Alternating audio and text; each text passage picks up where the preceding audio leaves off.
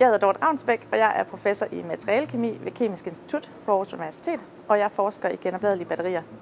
Og mere specifikt så ser jeg sammen med mit team på, hvordan vi kan forstå den kemi, som foregår inde i batterierne, og bruge den viden til at udvikle nogle bedre materialer til genopladelige batterier.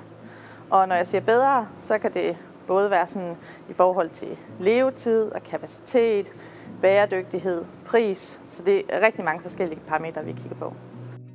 Helt centralt i min forskning, der er det især spørgsmålet omkring bæredygtighed.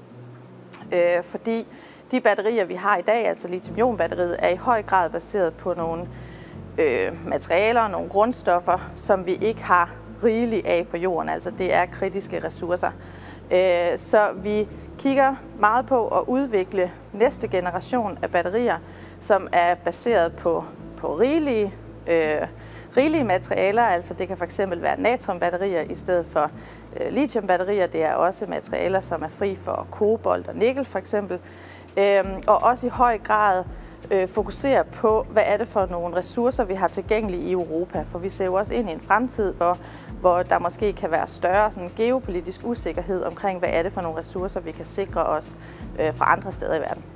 I Danmark har vi styrkepositioner meget bredt i batteriværdikæden, så helt fra udviklingen af nye materialer og sådan helt op til styring af batterisystemer og implementering af batterier på det elektriske net.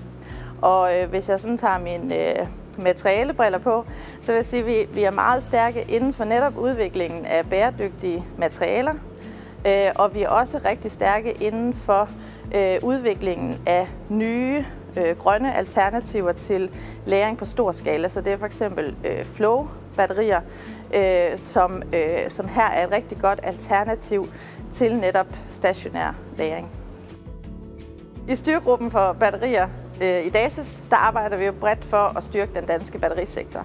Og det gør vi blandt andet ved at holde netværksmøder. For eksempel holdt vi i foråret det første danske Battery Summit, hvor vi var over 100 mennesker samlet og talte om batterier og de udfordringer, vi ser.